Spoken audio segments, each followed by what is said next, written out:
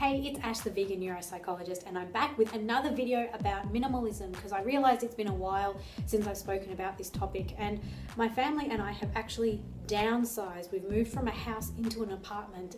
It's a significantly smaller space, which means we've had to be really brutal in getting rid of heaps of our belongings, and it actually feels pretty good, pretty cathartic to let go of a lot of stuff that wasn't benefiting us. So in this video, I want to share 3 really quick, easy tips to get started with minimalism without having to expend too much effort. So tip number 1 is to go through all of your cupboards, particularly in the kitchen and the bathroom.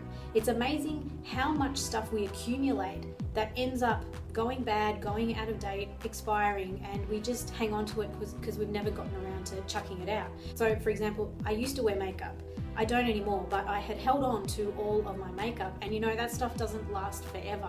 And when my family and I were moving house and I went through everything, like the nail polishes and eyeliner and mascara and stuff, and I realized that that stuff was well and truly out of date. So it was pretty easy just to make the decision to chuck it all, get rid of it, and it's cleared up a lot of space, not only in my bathroom, but also mentally, because I no longer have to think about it. The same goes for the kitchen. So we might have condiments in the back of the fridge or spices that have passed their use by date, and we still hang on to them because we've just never gotten around to chucking them out. So go through your bathroom cabinets and your kitchen cupboards with a garbage bag, and anything that looks like it's past its expiry date, it's no longer useful or no longer edible, just chuck it in the garbage bag and get rid of it. So tip number 2 is to get rid of the duplicates. So obviously there's some things that we need to have multiples of, like underwear for instance, but there are some things that we don't really need to have so many of. So how many spoons do you need? How many coffee cups do you really need? How many winter coats do you really need, especially if you live in kind of a warm climate? If you've got multiples of things, it's always good to ask yourself whether you need so many of them.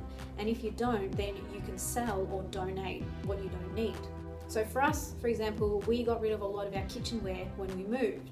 So we're a family of 3, well 4 if you count the bunny, but the 3 of us, you know, we don't need to have so many dinner plates or so many mugs or glasses or silverware or even pots and pans. So we probably cut down our crockery and cutlery, we probably cut it down by about 50%, and we were able to donate everything else, and it was great. It's a great feeling to be able to donate stuff because it means that someone else can benefit from the product without new ones having to be manufactured. I hope that makes sense, and I might need to do another video about the ethical implications of going minimal or decluttering, because I do feel it's an ethical issue, getting rid of the belongings that we no longer need.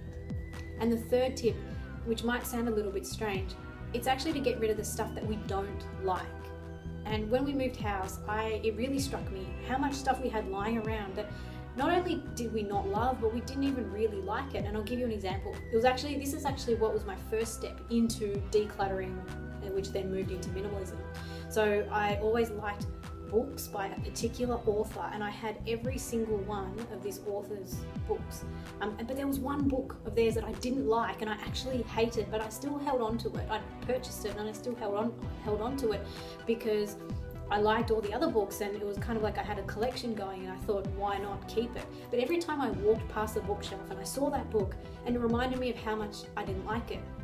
And it was kind of ridiculous to me that I would keep this book.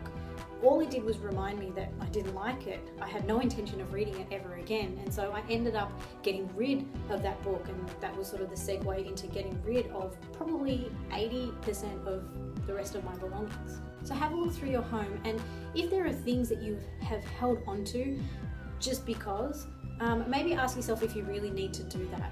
So are you holding on to CDs that you don't really like, or DVDs? Do we even really need to hang on to CDs and DVDs anymore, since everything is able to be streamed and usually pretty cheaply? What about books? Do we really need to keep books that we don't like and we have no intention of reading again? Do we really need to hang on to those? Are they just sitting on our bookshelves for decoration? Because the books themselves can actually be passed along and someone else can get benefit from them. You know, Marie Kondo, who's the woman who wrote about the KonMari method, she talks about only hanging on to things that spark joy, which I think is a really great philosophy to have. But sometimes it's hard to know whether things actually spark joy or not. So sometimes it can be good to start in the opposite direction and look for the things in your home that actually displease you or things you find distasteful, and ask yourself whether you really need to hang on to them. You might be surprised at just how much you're holding on to for no real reason. So that's it. I wanted to keep this video short. Let me know if you've got any questions, if you want me to do more videos about minimalism. Leave me a comment below. Remember to subscribe to my channel if you like hearing about minimalism and you want to know more. And thanks for watching, and I'll see you next time.